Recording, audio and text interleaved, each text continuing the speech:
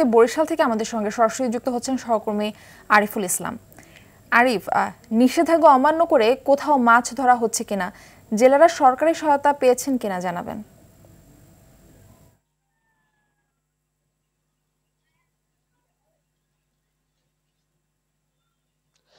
জি Murphy, ধন্যবাদ আপনাকে। আসলে যেমনটি বলছেন, ধান নদীর খালে বরিশাল, এখানে কিন্তু যেমন কোনো ধরনের কোনো অভিযান কিংবা কোনো অবরোধ সৃষ্টি হলে বরিশাল কিন্তু তার আওতায় আসে, ঠিক এবারের চিত্র কিন্তু সেরকম আমরা দেখেছি। বরিশাল সদর রয়েছে, বরিশালের যে কালাবদর নদী অর্থাৎ সেই ভোলার একদম কোলঘেঁষা, সেটিও কিন্তু এই অভয়াশ্রমের আওতায় রয়েছে, এবং বরিশালের মেহেন্দিগঞ্জ এবং হিজলা। আমরা যে তথ্যটি পেয়েছি, যে গেজেটটি আমরা হাতে পেয়েছি, সেখানে কিন্তু আমরা দেখেছি যে অন্যান্য এলাকাগুলোতে 13.70 কিলোমিটার, যেখানে কালাবদর নদীতে দেওয়া হয়েছে যে 81.57 কিলোমিটার মতো দেওয়া হয়েছে অন্যান্য হিজলা মেহেন্দিগঞ্জ উপজেলা, সেখানে কিন্তু বরিশাল সদরে পুরোটাই দেওয়া হয়েছে।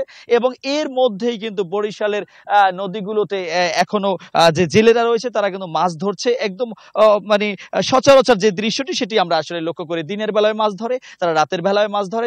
যদিও আমি আসলে আমার ক্যামেরার কারণে অনেক কিছু দেখাতে পারছি না। নদীর মধ্যে কিন্তু আপনি দেখছেন যে সারি সারি কিন্তু এখানে নৌকা রয়েছে, এবং প্রতিটি নৌকা কিন্তু মাছ ধরছে। আমরা কথা বলেছিলাম বরিশালের কোস্টগার্ডের সাথে, বরিশালের নৌ পুলিশের সাথে, এবং যে মৎস্য কর্মকর্তা তাদের সাথে কথা বলেছি। আসলে তারা অফিসিয়াল কথা যে সবসময় যেভাবে বলে রাখে সেভাবেই তারা আসলে বলে রাখে যে তারা তাদের কার্যক্রম পরিচালনা করে যাচ্ছে, তারা তাদের কার্যক্রম করছে। কেউ বলছে তাদের জনবল সংকট। অপরদিকে কোস্টগার্ড আমাদের সাথে যেমনটি জানিয়েছেন, তারা বলছেন যে তাদের মাইকিং চলছে, যেহেতু অভয়াশ্রম চলছে, হঠাৎ করে অনেককে জেল দেওয়া হবে, জরিমানা দেওয়া হবে, অনেক জেলেই এখন পর্যন্ত জানে না।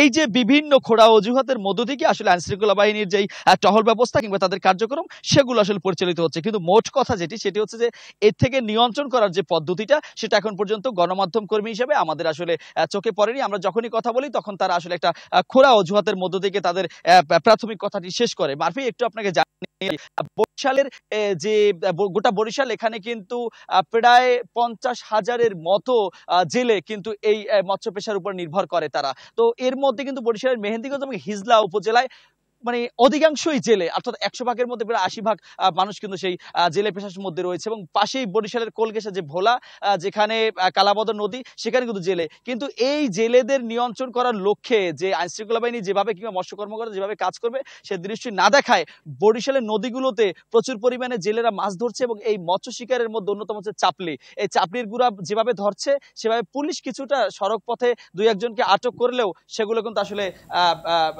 নজরে আসছে না। মারফি, এতটুকু ছিল বরিশাল থেকে আমার কাছে।